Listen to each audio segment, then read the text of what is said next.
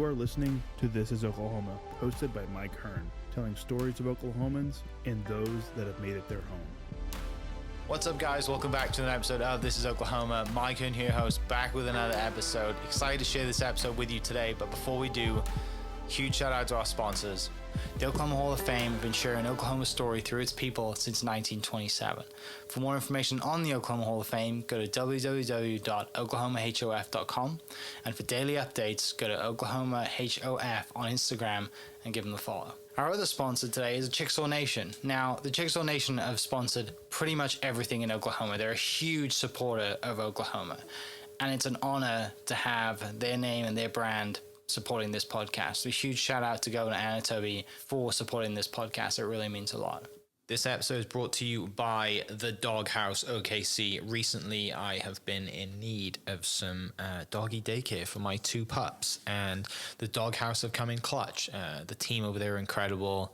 They've taken care of my two golden doodles, and so it's been an honor to partner with them on the podcast and share the love. Adding to that is the Doghouse, and so if you're in need of doggy daycare in the day or boarding overnight, they do grooming and other cool things too, but I've had a fantastic experience, and it's an honor and a privilege to share this with you too. So go to thedogHouseOKC.com and follow them on Instagram at thedogHouseOKC, and hopefully our pups will run into each other. What's up, guys? Welcome back to another episode of This is Oklahoma. Mike and here, I was back with another episode. We are down on Automobile Alley today. All the construction is gone. There's great parking. Woohoo, if you live in this area, you know that. But we have part two of our podcast today with Senator James Lankford for talk a little bit about the book. The book has been out, and we finished the first episode talking about, we hadn't dove into your political career yet, so I'm excited to dive into the reason behind that.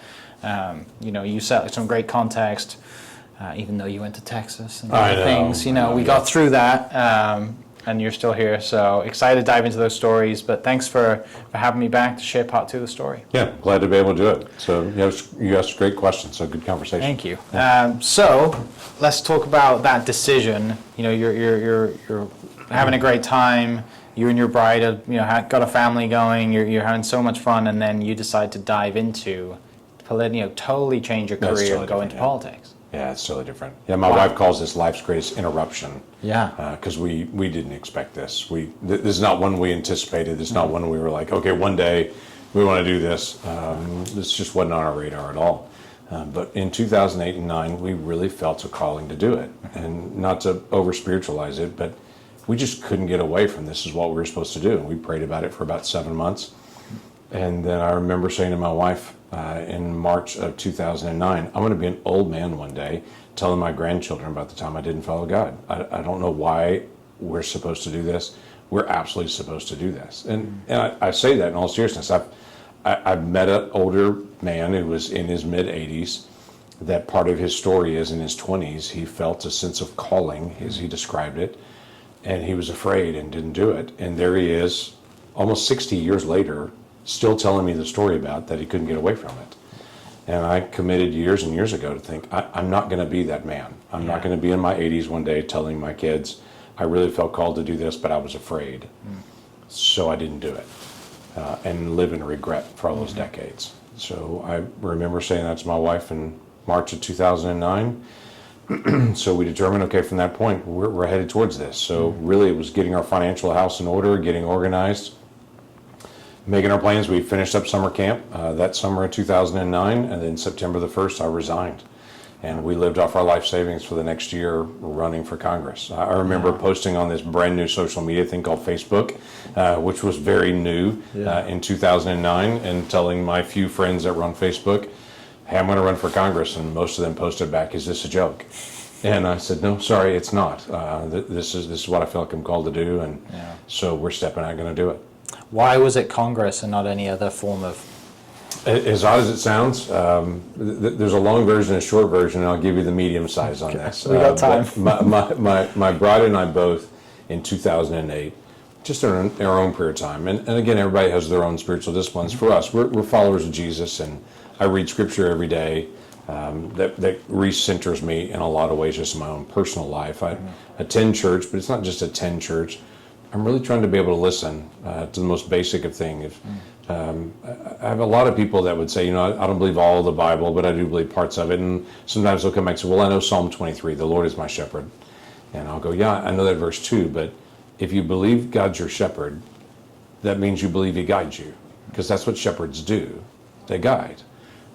Jesus over and over and over again to his disciples said, come follow me. It was a very particular phrase that he used.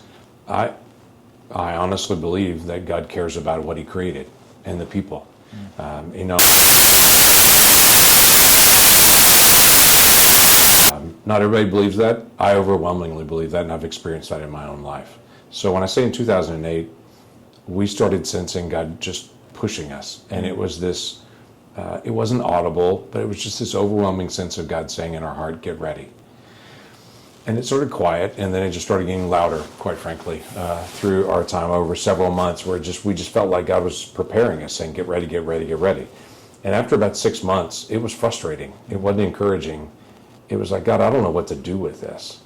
And in September of 2008, I was doing a See at the Pole rally, and it was in Okmulgee, and was driving back home on I-40 late that night after speaking to a group of students, and just challenging them to be able to pray for their school the next day. And I was driving home that night. I remember just shutting everything off and praying for about 2 hours driving home, going, God, I'm just frustrated and angry. I don't know what to do with this. I was by myself in the car, and I said, I've been teaching students for years how to listen to your voice. I don't know what to do with this. I just feel like you're trying to say something. I'm listening. I don't know what to do with this. Got home late that night, said hello to my bride, and just went in. We have a little study in our house, and went in, got on the computer, and just was going to read the news, just catch up on what was happening the day.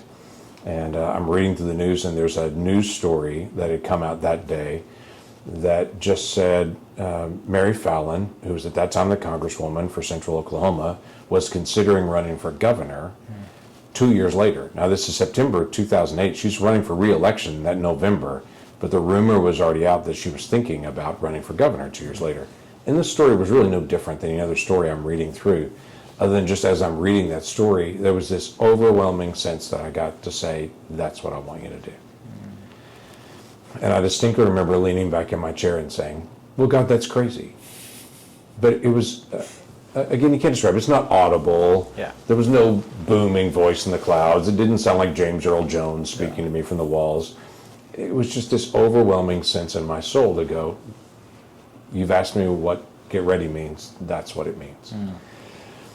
So it was so crazy. I didn't tell my wife, which she and I talk about everything. But when I went to bed that night, and I didn't even tell her, but it was this overwhelming, that's what I'm supposed to do. I couldn't shake it. 3 days later, back in my study again, I thought, okay, God, I'll at least look at the district boundaries. I'll at least do that. So I'm literally on the computer in our little study, just looking through more about the 5th District of Oklahoma. What are the boundaries? What are the people? What's the population? The whole thing. My wife walks into our study. The computer faces the middle of the room. She walked in, looked over my shoulder, and said, "What are you looking at?" And I said, "County statistics." I don't even know how to answer the next question. And she hesitated for a long time, and she said, "We're about to run for Congress, aren't we?" And I said, "What would make you say that?" And she said, "I don't know, I just know." Now, you have to know my bride, totally apolitical, totally apolitical. And I said, I need to tell you what I feel like God told me 3 days ago. And we just sat there and talked about it for a long time that night. And I said, this is crazy. So we committed, we're going to pray about this for a month. And I honestly thought this is going to be like something we're going to pray about, and then it's going to go away. This is going to be like, ate too much pepperoni pizza. This is just a weird distraction. That this is something weird. But a month later, it was even stronger. No, this is what I want you to do. So that 1 month of praying about it became 7 months. We're now into March of 2009. Mary has announced she's running for governor. 3 other really qualified good people had all announced they're running for the Congress. And I'm sitting there praying about it. And I thought, I know what I'm supposed to do. I'm just not doing it. I'm just afraid to do it. So that's when I leave church that day in March and say to my wife, I know what we're supposed to do, just not doing it. Yeah. We need to do this. There's so talking about being afraid. Everybody has that. Whether Oh, it's, yeah. it doesn't matter what the decision is. Like we're all scared to take the leap. Yeah, right? anyone who starts a new business, anyone who's Yeah. proposes, anyone who moves to a new town, anyone who picks a college, everybody has that moment when they go, "Is this the right call?" Yeah. And you go back to the gentleman that spoke to you, and you're like, I don't want that, right? I Yeah. don't want to be here telling my grandkids that I wish I'd have done something or Yeah. tried it, right? For me, coming out here, I can always go back. That was the one thing I kept telling myself because I didn't want. I was scared for my life, flying 4,000 miles across, the country. I didn't know where I was going, but it's something you have to do it, right? Because otherwise, that kind of feeling of regret or whatever you want to call it, it will eat away at you. It does. The what ifs. Yeah. Yeah, the what ifs are going to always be there. If you know the right thing to do and you don't do it, you live with that, thinking, I knew the right thing, I just didn't do it. Yeah. So you know what you're going to do. 3 people have announced. You then go to announce and start your campaign. Yeah. How does that work? Mine's months later. They've announced they're already going, Yeah. they're fundraising, they're doing all their stuff, they're getting organized. All the media is talking about these different folks that are running and who's going to run, and there's different folks that have not announced yet, but they think they're going to. And I'm getting ready for camp that summer for Falls Creek because that's what I do. And I thought I'm not going to quit before Falls Creek because that's my first responsibility are all those teenagers. I've got 50,000 teenagers coming to camp that summer. I'm not going to walk away literally in the days leading up to camp. So we stayed quiet. We went through camp that summer. No one knew what was happening. I shared with a couple people right in the final weeks of camp as we were doing the planning for next year. I had to say to them, hey, I just want you to know next year at camp, I'm not going to be here. And they're like, what? Because I've been there 15 years. Right. They're like, where are you going? And I was like, yeah, you're not going to believe where I'm going. So just know I'm not going to be here next summer. And then September the 1st, I announced that I was running, and then we just stepped out. Yeah. Do you have people to lean on as far as mentors, the process? How do you start how do you run your race? How do you fundraise? Because did they align a little bit with what you were doing at Falls Creek, or completely not? And this is so new. It's completely different. Yeah. It's completely different. I had no idea how to run a campaign. Yeah. I had no background to be around politics at all. No one in my family is in politics. So I literally got Henry Bellman, who was a governor in Oklahoma years ago. He was a Republican that was elected during a time when it was mostly Democrats in Oklahoma. He wrote an autobiography, and about a third of his autobiography is his race for governor, how he did it. And he goes into great detail about how he did his race and his campaign. So I read his book, and I thought, I'll do that. And literally what he did is he would go to people's houses. He would have little coffee meetings, or if anyone would invite him over, he'd say, invite some friends over, and he'd just talk to as many people as they would invite over. And he did that over and over and over again. So I did 125 of those in a campaign. I just met in people's homes because we didn't have any money. We didn't have any other connections. I would go to the mall and go to the food court and just walk around and talk to people in the food court on weekends and just introduce myself. I would go to political events when they would invite me, but because I wasn't in politics, most people wouldn't. Yeah. And then would just visit with people. And even the camp that I ran, there were people that donated to the camp. It's a nonprofit. But most of them that I would talk to that donated to the camp, they'd say, well, I really give to Christian causes. I don't give to politics because politics is a dirty business. Right. That's like a secular, dirty, politics is bad. I don't give to that. Right. So most everyone that donated to my camp wouldn't help in the political campaign at all. And so it was literally just running everything on shoestring and just talking to people. And so I would catch friends and say that I'm running, and occasionally they would say, I want to help, what can I do? And I would be like, thank you very much. I need to help get signs out. I need to answer phone calls. I need to be able to get organized. And God would just bring people one stage at a time when I would need help, just to be able to ask for help. And thankfully there are people that also caught the vision and said, I want to help. We had some other folks that literally also quit their job to come help in the campaign, did what I did. And I just couldn't say thank you enough to those folks that also came alongside and said, hey, I believe in what you're trying to accomplish and the different way you want to be able to do politics. And if I think things should be different, I should help people trying to do it different. Yeah. Dive into the detail on me for that. What was it that you the change that, in the way that you've grown up and seen politics and what you wanted to do with it? What was the story back then? Is it the same today? Well, it is still the same. Okay. In some ways, you learn some of the differences as things go, and you don't know what you don't know when you jump into it. All that I knew initially was this is what I was called to do. There were things that I needed to do to be able to get ready. If I can say just honest as possible, my biggest fear wasn't losing the election. My biggest fear was winning and being incompetent at the task. Sure. Because I knew how complicated things really were. We've got national debt that was growing, still accelerating. We had energy issues, we had education issues, all the things we're facing today. The volume's just louder. Yeah. We're facing all those. And so for me, I would campaign through the day, I would study in the evening all the different issues and try to dig in, or I'd meet somebody that was involved in energy or education or environmental issues or whatever it may be, and just talk to them and just say, teach me about this. Tell me about what you think about it, and try to be able to listen and to get people from different perspectives to be able to talk me through that. Yeah. Politics also, I quickly found out, is a place that people all agree on the problems. And as long as you're talking about the problem, everyone's nodding their head going, yes, it's a problem, yes, it's a problem. But as soon as you propose an answer, people start to disagree on the answers. So most people in politics spend their whole career just talking about the problem because it's divisive to talk about solutions. And I thought, we can't do that. We have to figure out a way to solve this stuff. That's supposed to be what people in politics do, is to say, I'm the Oklahoman that goes there to be able to talk to other people from other states and places about how do we actually solve this. So for me, the biggest focus was I got to be able to work on figuring out how to be able to solve different problems and then figure out how we can actually push to get those done. Yeah. How long was the campaign till? Forever. Yeah, it's forever. So it started we announced in September, and we found out that was the worst possible time to announce. Obviously people are going back to school, no one's paying attention, but that's It's football the only time season. we had. Football season, all those things. So Right. the primary was in, if I remember right, June of that year in 2010. And then if you get into a runoff, because I think there were 7 people in that race, if you get into a runoff, which you likely would if you're in it at all, you're the top 2, that runoff is 4 weeks after that.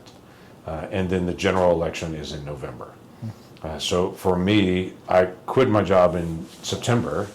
I've got to win a primary in June. I've got to win a runoff in July. I've got to win the general election in November. And my first next paycheck would not be until February if I'm elected, because you're there for a month before you actually get paid. And so we had to figure out, if elected, how to make the money work on this and what could you actually do to be able to accomplish all of that. It was a long season to be able to work through 3 campaigns. I won the primary by 1%. 1%. And what I remember from and then went to a runoff and had to get in a runoff in a top 2 to win that 4 weeks later on it. What I remember, and it's kind of funny to be able to think about now, all the Washington, D.C. periodicals, all the newspapers, everything that's up there, during primary season for all the races around the country, because the primaries are at different times in different states. Every week they'll run articles of, here are the primaries that are coming this week in the different states, here are the different races, and here are the top candidates in each of these, just to be able to follow. So as you're watching results come in, you'll kind of know who all the players are. Well, they didn't even list me as a candidate. I wasn't even in the list on any of the DC magazines and newspapers that were there, because I had not been in politics. They listed all the people that were in politics before in state government, which were all good folks that were there, but they didn't even list me. And so it became this shock that I won by 1% and no one even thought I'd be even in the race at all. But it was just people that I had met over the past year since September, just one at a time, just kind of building it. As weird as it sounds, campaigns are just job interviews. That's all they are. They're just a really long job interview. And people decide on one day who they want to hire to do the job they want to get done. So people of Central Oklahoma at that time, did you get to know them? Did they think, I like your ideas more than this guy's ideas? Yeah. And it's not personal. It's just a job interview. Yeah. Yeah. When you're doing these conversations and you're studying at night, what topic or what area jumps out at you that was the most intriguing that you had no idea about going into? Oh gosh, there was a million, honestly. Yeah. I mean, my background was education. Yeah. I worked with students for 20 plus years as a youth pastor, but my degree was in secondary education. My family's in education. So I was very well informed in the education issues. But in federal education, there's very little that's actually there. In fact, in the earliest days of when I was elected, we were unwinding No Child Left Behind, which was this giant federal bill in education. It was a bipartisan agreement to say, yeah, that didn't work, and turning that off. But there are lots of areas. Exporting natural gas, not an area I'd spent a lot of time on, but was this rising issue. In 2010, But prior to that, our nation was talking about importing natural gas. We thought we were running out. And so there was a whole focus. In fact, there was at that time a facility being built on the Louisiana Gulf Coast to start receiving liquefied natural gas into the United States, because there was a strong belief we're going to have to start buying it from overseas because we're running out. Yeah. Well, in 2010, there was this conversation that started like, oh, wait, we're finding more. Fracking became a thing. More research was going on in geology, and suddenly it shifted from maybe we could be an exporter. And that was a crazy concept at the time that no one really considered. But the more I dug into it, the more I realized, oh no, we have a lot more natural gas than we know of as a country. This is a big issue. We've got to change a mindset on this, because this would be very significant for Oklahoma if we, instead of trying to suddenly become, we're limited to say we actually have an enormous supply, and Europe and Asia could actually be focused on the United States for energy. And we're coming out, I mean, at that time in 2010, we're not far away from the time where we were having major oil crisis from having to import from OPEC and them controlling our oil. So the thought of exporting energy was a radical concept. So I was really digging into that a lot to say, I think this could be the future. And the more I dug, the more I understood it. And it was actually really, really helpful to be able to dig through that. National debt was the other big issue. I was studying the exponential growth in the national debt and thinking, if we don't get on top of this, it's going to rapidly accelerate. And we were seeing that acceleration in 2008 and 2009. And to think, how do you actually start to slow that? What does that actually look like? Well, the debt in 2010 and 11, when I first arrived, is a fraction of what it is now. We were already experiencing that exponential growth in 2006, 7, 8, 9. But we've not been able to get a hold of that to be able to stop it, and there still haven't been able to get agreement, which will have to be bipartisan agreement to be able to stop that. So those are some of the areas I was trying to be able to dig in and try to figure out how do you turn this around. Yeah. What was the first day like going into DC? So like going to school? So, yeah. I'm that nervous going to school. Mum's just dropped me off. I had been in Washington, D.C. one other time. Yeah. It was actually as a high school student going with a group called Close Up. I had gone. There are a couple of moments that I just won't forget. One of them was walking on the House floor the first time as about to be sworn in as a new member of Congress. And I walk into the chamber just from one of the side doors and just took about 20 steps in and just stopped and looked around. I was early. Most folks weren't there yet. And I stood there and thought, oh, God, what am I doing here? What am I doing here? But it was this moment just to be able to look around. As funny as it was, to my right, there was a guy seated there. I had no idea who he was. I found out later where he actually introduced himself that day. He was the only House member from Alaska. He was the longest serving member ever. In fact, there's been 3 members of Congress from Alaska since statehood. They got, I think, 1959. He was most of the Alaska's history had been there. And his name was Don Young. He's now since passed away. But I walked in, I was just standing there in the aisle looking around, soaking in, and he looked up at me and he goes, "Who are you?" And I said, well, I'm James Lankford. I was just elected for Central Oklahoma. And he just sat there in his chair looking up and down at me. I'm standing in the aisle, and he goes, "This is my chair. Never sit here." And I said, I go to a church just like that, so I get it. I won't sit in your chair. So that was kind of my welcome onto the floor. Yeah. But just looking around and thinking, okay, it was a huge class. 2010 was the Tea Party class. Okay. I think there were 96 people elected. There's 435 people total. So you think almost a quarter of the entire House flipped that year. It was an enormous election shift where America was like, yeah, we want something different in Washington, D.C. So lots of freshman members, lots of people stepping in with lots of energy saying, okay, what can we do to help? Wow. What was the freshman class like recently? Oh, in the House? Yeah, as far just for context and how big it is. A typical freshman class is more like 25, 30. Oh, wow. So it was a huge... so 96 was an enormous class. Yeah. Yeah, it was enormous. Wow, and that's usually the average around that time? It depends on the year. 15 It depends years, on how grumpy Americans are, quite frankly. People, I'm a proponent of term limits as well. Yeah. I think that should be applied to all of Congress. But quite frankly, in the last 6 years, most of the House of Representatives has turned over. Most of it. Yeah. It's pretty remarkable to be able to see the shift in the number of members that are not there. I mean, we look at the Nancy Pelosi's and Steny Hoyers and folks that have been there for 30, 40 years. Those examples are there. But you look at the Speaker of the House. Speaker of the House was elected in 2016, and he's Speaker of the House now. So there's been a pretty big turnover. In the Senate, I've been in the Senate 10 years. I'm number 49 in seniority. So more than half of the Senate has turned over in 10 years. Yeah. So America is turning the bodies over. It just takes a little bit of time to see that. Yeah. So 15 years then, roughly, give or take. You've Total, been around. yeah. 4 years in the House, and now I'm in the middle of my 10 and a half year, I guess, now in the Senate. Yeah. So what led to the book? So the book's 3 years of writing, actually. It's had multiple different titles over the time period, but it really started when people, more and more people were saying to me, hey, I'm glad you're there to fix everything in the country. And I would just go, we're a republic? That's not how it really works. I have a job to be able to work on law and oversight and to be able to accomplish those tasks. But for our country to really have a turnaround, we don't elect people and they go fix it. Washington doesn't change the country changes Washington. That's how it works in real life. And so I'm trying to push people to say, how does the country turn around? Where are we headed? Where are we going? The other thing is the number of people that really would say to me, well, I'm really not a leader. I really can't do anything. I'm like, really? So it was just kind of a little bit warped culturally definition of what a leader is. I try to simplify the whole statement in the book to say a leader is somebody who sees a problem and does something about it. I mean, it's just that simple. You don't have to have a title. You don't have to have a certain role. Do you see a problem and are you working to fix it? You're a leader. Just that straightforward. If you can text somebody and say, hey, I'm working on this, come help me, yeah, you're multiplying your leadership at that point and adding to it. Most people see the problems and say, stinks to be you, and they walk away. A leader sees a problem and says, I should do something about that.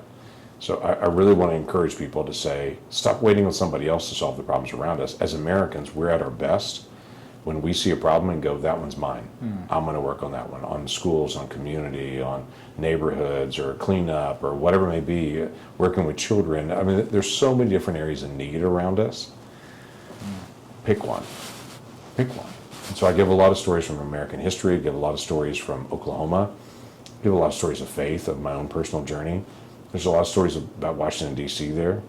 But for me, the core of this is, stop thinking this is somebody else's deal. Find your spot and go dig in, because the nation needs your help. Yeah, it's you're right with the leadership, right? We don't think. I mean, everyone. You can have people listening. You ask that question: are you a leader? Most people say no, because they think of the traditional. I'm a CEO. I'm a boss. I do. I have employees. Whatever it is. Those words that we surround leadership with. But you talk to anybody, a small group leader, right? Or it's a golf coach. Like there is leadership elements in everything you do. A parent, like it's there, but it's just not that traditional. What we say traditional would be leadership, right? And it's and I think you're right with when you get you mentioned texting one person and adding that. It's amazing, how many times you see someone who's broken down on the side of the road and one person stops to help. As soon as that one person stops, 6 people stop. Right? It takes that first person to go. Right. Like, oh, this is okay now. Right. And it's, I should go help. It's the same. Yeah, it's the same with everything else. Right? It is. People in our state are complaining about education, and I go, great, what are you doing about it? Yeah. Are you volunteering at a school?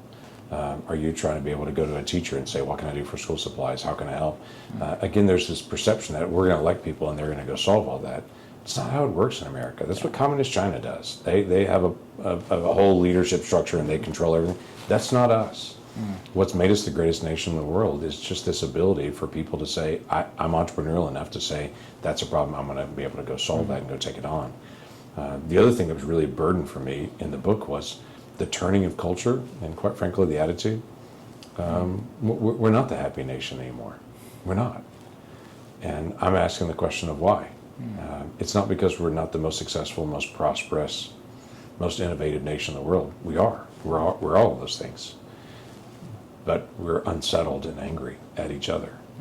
And I think people are getting frustrated that things aren't getting done. And when you get frustrated things aren't getting done, you just start griping. And we're becoming gripey. Our social media pushes us to be the snarkiest person around because you get more likes and more people multiply that out if you're snarky and angry and you say something bitter. It's like watching a football game. They never show the two people talking to each other on the sideline. They show the guy throwing his helmet. Yeah. That's the person that gets the TV time. It's the same thing on social media. It's like whoever sounds the craziest today, that's the one who gets the most views. The problem with that is it destroys a culture, it destroys families, it destroys individuals. It sucks you into the rabbit hole of conspiracy theories. And once you're in it, social media's algorithms are just focused on keeping your eyes. That's all it is. Yeah. And they don't care the content. It's just keep your eyes, because advertisers want to know how long do they stay. So for me, it's a real challenge to say we're getting spun up in an angry culture. How do we get out of this? Yeah. And what does this really look like? So I try to give some practical things to people to say, Reconsider a new way that might be better, more healthy for your family and for you as an individual as well. Yeah. Well, and we don't know what's real or not real with AI now. It's so good. That's the troubling part, right? You got, generations and my dad or my mom will send me something on Instagram. I'm like, that's not real, right? They're like, what do you mean? I'm like, it's the generations that, I'm 35. I didn't, I remember the first PlayStation and a Game Boy. It was amazing, and the internet made a noise. I saw they shut down AOL recently. Like that's my childhood right there. I'm now feeling old, right? But it's there's so many people out there who are like the big voting populations, right? Who didn't grow up around social media and didn't grow up around this, and now they're being pushed into it, or they have to. Everyone's around it, everyone's watching it, everyone's got a Facebook account or Instagram, and it's hard to tell what's real and what's not real, which is very difficult when you're in the world that you're in. When you're trying to... It's the number one question I get from people is, how do I actually get information that's factual? Where do I go to get it? And I wish I could tell them, here's the secret sauce, you can go to this place. But there's not. Yeah. You got to be able to look at multiple places. You got to have a little bit of skepticism. I get so many conspiracy theory calls in my office. So many people angry. Yeah. They'll contact me on something. I was like, you've got to get off social media, because once you look at any one of these, it just keeps spending more and more and more at you on it. And it just becomes incredibly destructive, and it makes you bitter, just as a human being. Yeah. And so the challenge, we got to figure out legislatively what to be able to do about that. But the worst case scenario is government just controls speech. The only thing about crazy speech, the only thing worse than crazy speech is government controls speech. Yeah. We're not going to do that. Can't do that. But we've lost our healthy skepticism as a society. If something feeds our bias, we believe it. And sometimes our bias is just our crazy bias. I got asked recently, last weekend, about conspiracy theories and how I had anybody on the podcast to talk about conspiracies, and talked about one guest who, we're in Oklahoma. Bigfoot is a big thing in Oklahoma, right? Especially now, down. Bigfoot's real. No, Yeah, it's clear. right? Yeah. And also my question was going to be, what is one of some of your favorite conspiracies as far as Oklahoma related? Because the gentleman I had on the podcast has been inducted into the Oklahoma Hall of Fame, and he's very well respected. We did a 45-minute podcast about Bigfoot. And he'd interviewed eyewitnesses. It was Mr. Harvey Pratt, fantastic artist, awesome guy, worked for OSBI forever, but he's an artist. And so this guy, I think Dave was the author, wrote this book about Bigfoot, and he hired Harvey to interview people who'd had experiences, and then he did all the artwork because of that. Oh, that's funny. And so we went down the rabbit hole. We took Bigfoot experiences, portals, the whole thing. It's a fantastic episode. But yeah, you talk about conspiracies. There's so many. There's so many, and that's the problem. Is that it's hard for people to be able to turn it off. And all it takes is for somebody that normally says crazy things. If they say one thing that's proved to be true, everybody's like, yeah, but they were right that time. Yeah, once. So these 20 other crazy things, maybe those things are also true on it. I can't begin to tell you how many people have reached out to me, and it's an Oklahoma thing as well, to say the government needs to quit fooling with the weather. It's the same comment. Government needs to quit fooling with the weather. Yeah. They're trying to be able to control weather, and they can't. They're messing it up. So tell the government to stop messing the weather up. I'm like, would you understand the government is not trying to manage weather? And people go, well, there's cloud seedings, all these different things on it. We've had somebody try to break in, and did break in, and be able to shut down a weather radar for one of our television stations, because there was a belief that the government was sending signals to the television stations' weather radars, and they were unsuspecting of the television stations. The government was using those weather radars from television stations to help control the weather. Yeah. I'm like, we have officially gone into the rabbit hole at this point and gone through the looking glass. Okay, this is not real. It's dangerous. And it's dangerous, because once it moves from that, it is, I need to make them stop, and it moves to violence. Because once you begin to believe, okay, they're doing these dangerous things, I need to stop them from these dangerous things, it's destructive. And I would tell you this, as odd as this sounds, and this is going to sound like the conspiracy theory, this one's actually true. I serve on the Intelligence Committee. There are Russians that literally full-time their work is to identify ways to be able to divide Americans, creating things to be able to drop in on social media. They develop personas to get followers and then drop these different conspiracy theories in. I'm not saying all of them are created by the Russians. That's not true. Right. But there are Russians that full-time, that's their job, Yeah. is to find ways to get Americans to attack other Americans and to divide us. Some of these crazy theories really are created by our enemies to try to help us destroy ourselves from within. Yeah. So we've got to be more discerning in this process. Go with your gut, right? Generally. Sometimes if it's crazy, sounds crazy, it is actually because it's crazy. Yeah. As I say to people all the time, my favorite quote from Abraham Lincoln is when Abraham Lincoln once said, "Don't believe everything you read on the internet." Okay? So stick with the basics. You mentioned that committee. What other committees are you on? Is there a certain amount you're allowed on, not allowed on? How's There that are, work? and sometimes it's limited just based on time. Okay. So I serve on the Intelligence Committee, I serve on Homeland Security Committee, and I serve on the Finance Committee, Okay. which everyone thinks is banking. It's not banking. There is a banking committee. The Finance Committee does tax policy, does Social Security, does Medicare, Medicaid, and does international trade. Okay. So it's a very, very busy committee Yeah. as well. Reset batteries on here, and one of them says they're not working. I don't know why. It's working now. It's fine. What's been your most fun committee to serve on? Is that a thing? I don't know that it's a thing. I think I guess the topic that interests you more than I think others. all three of them I'm very, very Yeah. interested in. I chose the committees that I'm on, and Okay. actually you compete to try to get on those different committees. Okay. So these are areas that I'm passionate about and want to be able to help. On Finance Committee, I work a lot on energy policy, tax policy. Obviously, we just did the One Big Beautiful Bill, which there's a million opinions about that bill, but no one's read it on the whole. No one really knows what's included in it. But there's some tax policy things I've worked on for a long time that are actually, we got done in that bill that I think will help Americans and Oklahomans for a very, very long time on it. Homeland Security, I work a lot on border security. That's been a passion for me to say, hey, this Homeland Security, border security is part of what every nation should do. And you're just trying to be able to manage that. Obviously, I've taken lots of arrows over the past several years trying to be able to find ways to get consensus. Yeah. No matter who's the president, no matter which the Congress is, how do we actually get law that'll lock down and keep us secure long term. And then the Intelligence Committee is a fascinating committee to be able to work with. It's about international things, it's not domestic. It's not the FBI, it's all of the three-letter agencies, CIA, all those different groups, and the work they're doing around the world. It feels a bit like, have you ever seen Men in Black, the original? Yeah.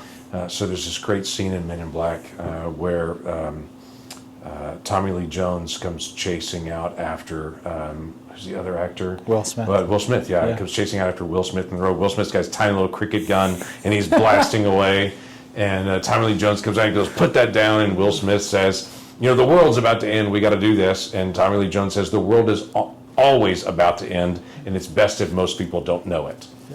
So as strange as it sounds in the Intelligence Committee, I have that kind of moment multiple times where you realize there are terrorist threats around the world that mean to do us harm. There really are people that hate our values intensely, and they don't know us personally. They just don't like our Western Christian values. They just don't like who we are, our freedom. They don't like freedom of speech, and we can't even process that. But they feel like that's a threat to orderly society or whatever their twisted belief is. There really are people around the world that mean to do us harm all the time. And we have people scattered around the world that are trying to identify who they are and to be able to stop that before it actually comes to America. Yeah. And so I'll walk away from quite a few briefings going, okay, that just got stopped. And no one will ever know it. But that threat just got stopped before it ever came to our door again. We learned a lot after 9/11, where we can't just assume people on the other side of the world are on the other side of the world and they can't do anything about it. They can. So getting to what we call the left of bang is really helpful to us now. And so we're trying to engage to be able to help. It's definitely best that we don't know everything, right? It Because there's people really out there that is. really do want to know everything, but there'd be a gosh, yeah. constant state of panic, and all the other things are going And 10 on. million more And conspiracy we'd never have toilet paper, and all like it would be, it's not a lot of fun. I mean, I know everybody enjoys their Jason Bourne and their James Bond movies, but If only it was still, like Jason if Bourne. only it was No, still it like was that, really not. right? Yeah, it's really not. Unfortunately yeah, not. I know that there is no impossible mission force that's Right. out there. So Tom Cruise isn't hanging off the side of your plane. It is not. It is not. So 15 years in this industry, what you're doing, helping, doing everything you do, very strong in your faith. What are the questions? You people take up your time or your team's time with conspiracies and a lot of things, but what are the questions that you wish you could spend more time answering? What's the stuff that you really, to make real change that you, if you had all the time in the world, you would. So there's a couple of things. One is I have 4 million Oklahomans that I have responsibility to be able to make sure that the federal government is responsive to them. And so we spend quite a bit of time with what we call constituent services, that when people call in with veterans issues or Social Security or immigration or any number of things, anywhere they connect to federal government, disaster relief, if they're not getting an answer, we spend a lot of time saying, how do we get you help? Because this is their government and it should actually work for them. And so that's a huge portion of what the team does and what I do is try to be able to help answer questions and figure out how we can navigate to get them connected on that. So I'm texting people, I'm engaging with folks all the time on that. The other one is trying to be able to figure out how do we solve the biggest problems of our day because they're hard. The debt issue does just hang over me all the time. I've talked about it now for 15 years. It's getting worse for 15 years. But it's hard to get people serious enough to be able to take on the really hard issues. But it accelerates on its own. You don't have to make the debt worse. As interest grows, the debt grows. Now our interest payments are almost $1 trillion a year. Almost $1 trillion. Now we have $2 trillion in overspending this year. Almost half of that is just our interest payment. It's just money lost.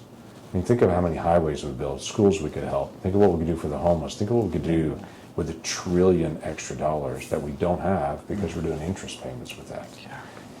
But that just keeps growing. If I go back to 10 years ago, that number was about 100 billion. Now it's 10 times Doesn't higher. seem that much, right? I know. Yeah. But it is now rapidly accelerating. So we have to figure out how to be able to do this. And this takes bipartisan work, and people don't want to do that. Right now, just culturally, Democrats are angry at Republicans. They're all evil. They're all terrible. They all need to be stopped. Republicans are angry at Democrats. They're all evil. They're all terrible. I don't want to talk to them. The Senate's the one place in government where you have to have 60 to do almost everything. That means you got to talk like a grown-up to people you disagree with and say, we got to figure this out. And honestly, that's the thing that consumes the most of my time, is trying to be able to talk through people. What are we going to do about this? Because the day is coming when we'll have a day of reckoning financially, and it will literally affect every single American. Yeah. Part of the reason that interest is so stubborn right now, or not interest, but inflation is so stubborn in America, is because we've got such a large debt. We're buying so many bonds on the world market, we're sucking up all the extra capital. If the stock market had an extra $1 trillion in investment, they weren't investing in our treasuries. They were investing it in private companies. Private companies could grow faster. But that investment money has to go somewhere, and right now we're raising the cost to be able to buy more bonds. That's a growing issue for us, and people don't feel it. You don't realize that. That's not something most people can just see. They just feel something's wrong. Yeah. That's what it is in the background. And until people get serious about actually fixing it, it doesn't get better.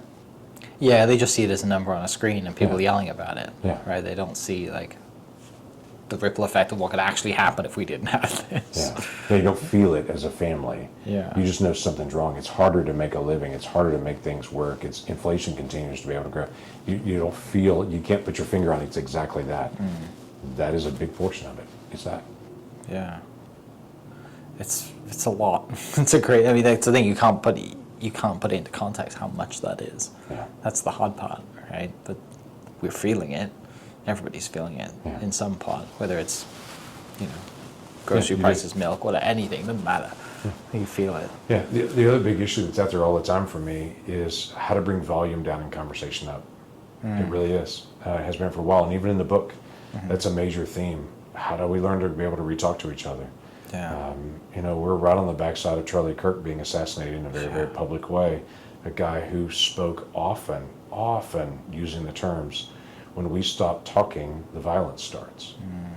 I mean, I don't know how many times he said that on campus events and other places. And he said it in a bunch of different ways, but that same theme came out over and over. Just anyone can just Google that phrase. When you stop talking, the violence starts, and you'll see pop up with Charlie Kirk videos because he said it so many times.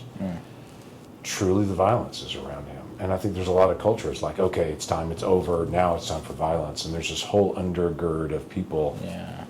And literally in the book, starting writing 3 years ago, I could see this trend that continues to be able to move, that I'm trying to practically push back and to say, when there's a fire, you put water on it, not gasoline. You got to figure out how to bring temperature down and conversation up. We cannot just go to corners and scream about them. We're Americans. We got to figure it out. Yeah. And we have in the past. We figured this out. 1968 was a truly awful year with the assassination of Martin Luther King Jr., with the assassination of Robert Kennedy. All that was happening on protests on college campuses, the violence, the Vietnam War was raging. We pulled ourselves out of that. We started talking to each other. I mean, the 1980s were very different than 1968 because as a culture we made decisions and we changed and we shifted. We can do this, but people have to make a decision. What do they want to be? What do they want their children to have as a role model? And so for me, I do spend an inordinate amount of time challenging people, both in spiritual ways, to say, if you're a person of faith, like I am, I should live my faith. I shouldn't just have it and say it really doesn't affect my daily life. If you're a Christ follower, he was pretty clear. The two big commandments, like there's two big things. He said there's a lot of commandments out there. There's two big ones. Love God with all your heart, soul, mind, and strength, and love your neighbor as yourself. There was no asterisk at the end of that. It said, unless you're talking about politics, then stick them. Yeah. Okay, it's not there. But for people that would claim the name Christian, we got to stick to those two great commandments and to say, we can't be the angriest person out there and say that I love my neighbor as myself. That is in complete violation of our faith. The fruit of the Spirit is talked about in Scripture. It's love, joy, peace, patience, kindness, goodness, faithfulness, gentleness, self-control. Those are the things that are evidence of your walk with God, not your rage, not your anger, not your isolation. That's not evidence of the Spirit of God in your life. And so I spend more time than I should, I guess, in politics, challenging us on our faith and our walk, and to say, if you're a person of faith, great, live it. Live those values, because the nation needs that grounding again.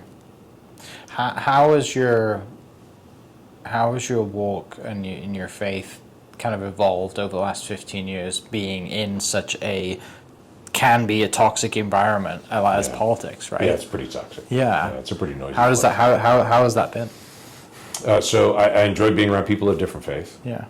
And when I'm in Congress, there's lots of different faiths. I'm very respectful of that. I'm grateful to live in a nation that we don't have an established religion.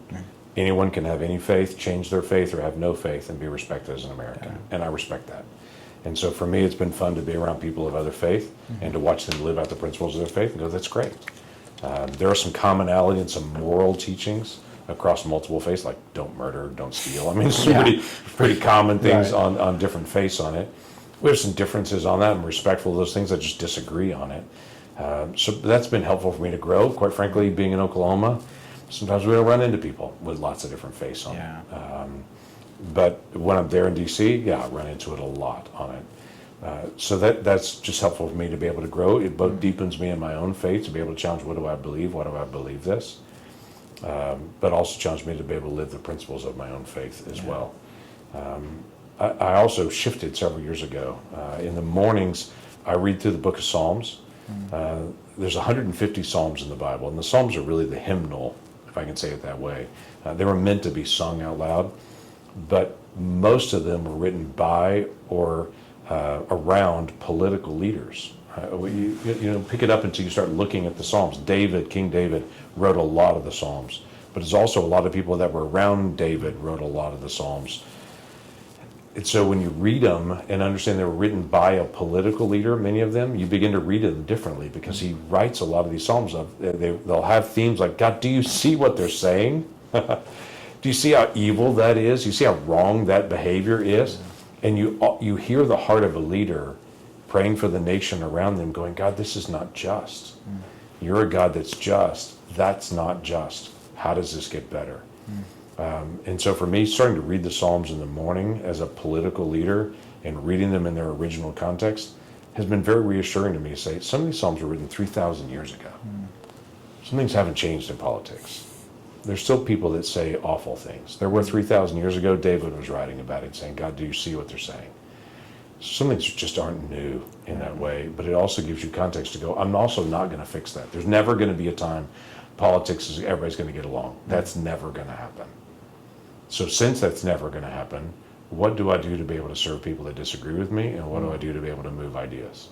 Because we're never going to be a nation where everyone gets along. Yeah. That's a fairy tale. So what do we do to be able to move 340 million people that disagree on issues in a respectful way, but still move and say decisions have to be made, and we got to execute that decision. So that comes out of my faith, I guess. Yeah. You mentioned at the start, kind of why it led to you running for Congress, driving back from Okmulgee, having that feeling, kind of keeping it to yourself for a few days, and then, your wife having that feeling too, which is just such a cool thing. When was the last time you had that feeling?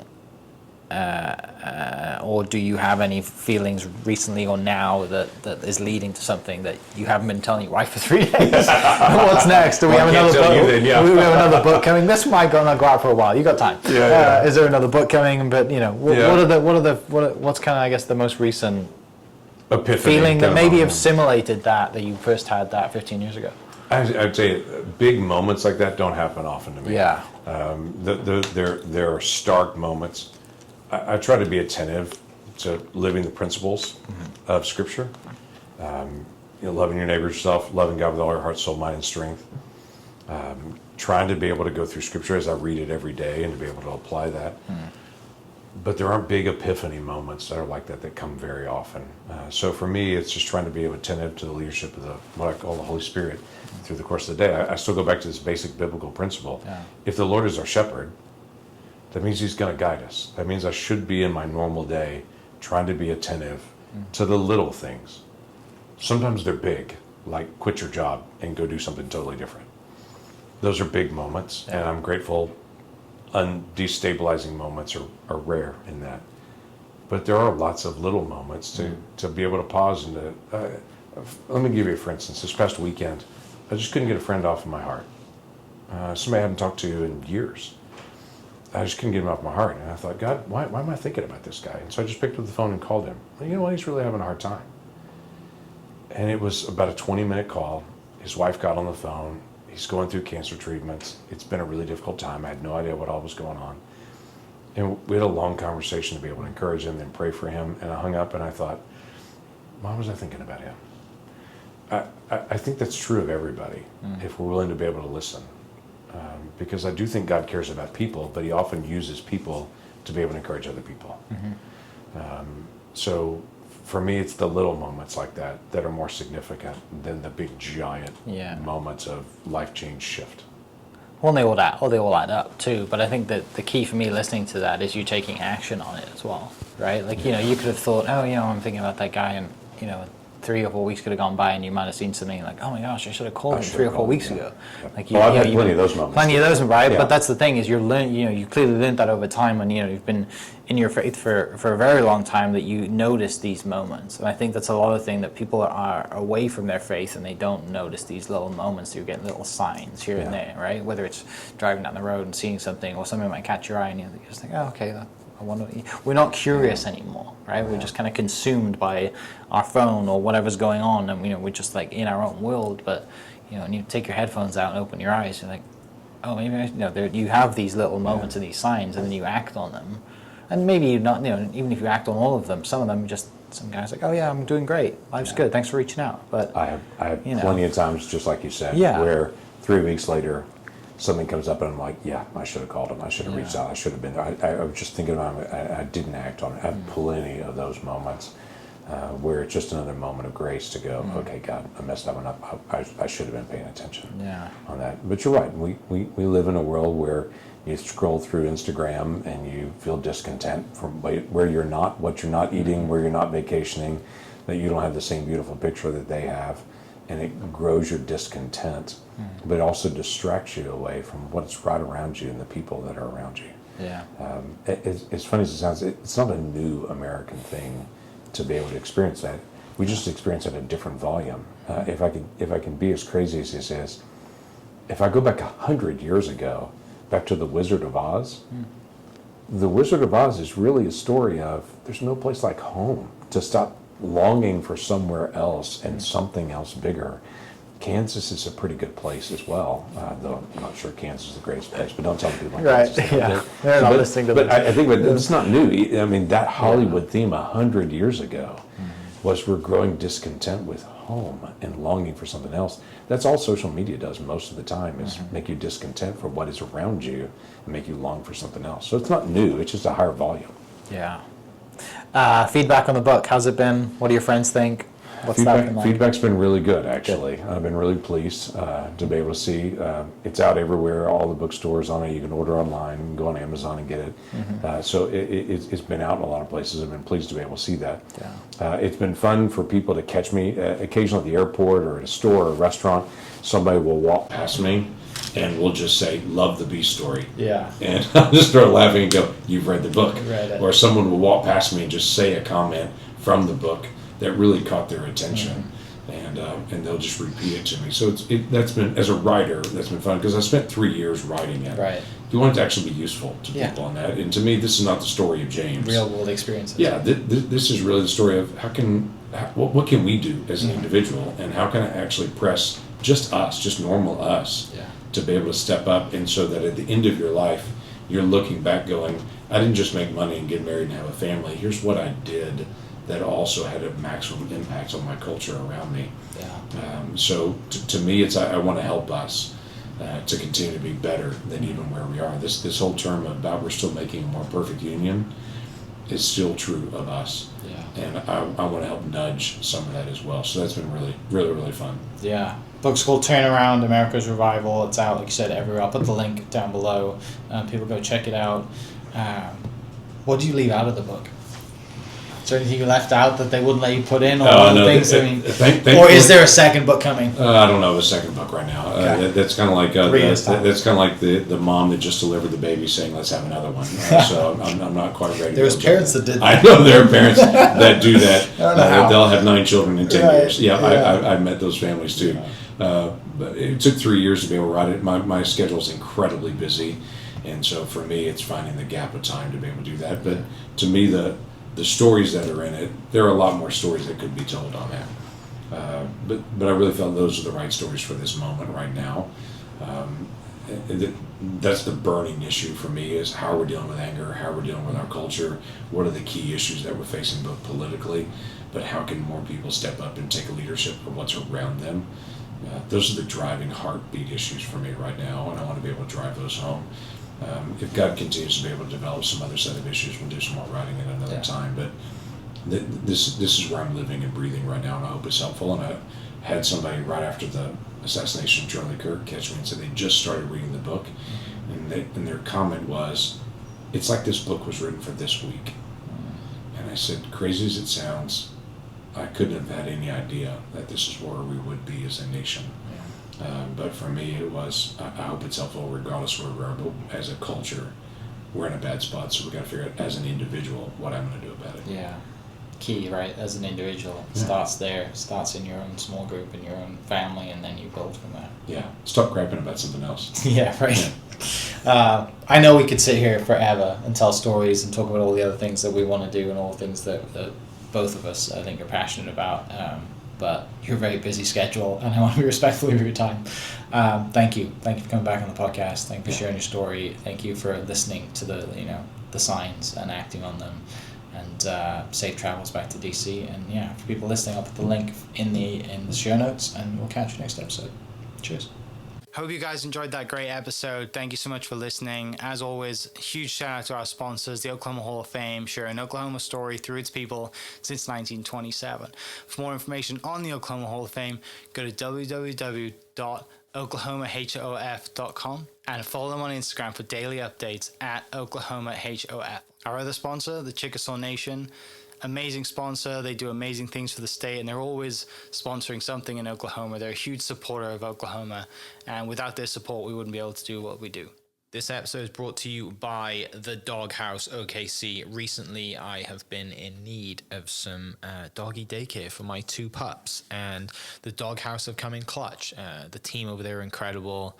They've taken care of my 2 golden doodles, and so it's been an honor to partner with them on the podcast and share the love. And adding to that is the Doghouse. And so if you're in need of doggy daycare in the day or boarding overnight, they do grooming and other cool things too, but I've had a fantastic experience, and it's an honor and a privilege to share this with you too. So go to thedogHouseOKC.com and follow them on Instagram at thedogHouseOKC, and hopefully our pups will run into each other. Thank you for listening. We are inspired by those around us and hope that you are too. Make sure you subscribe to this podcast on your favorite podcast platform and leave us a review so we can keep telling your stories. For more great Oklahoma content, follow This Is Oklahoma on Facebook and Instagram.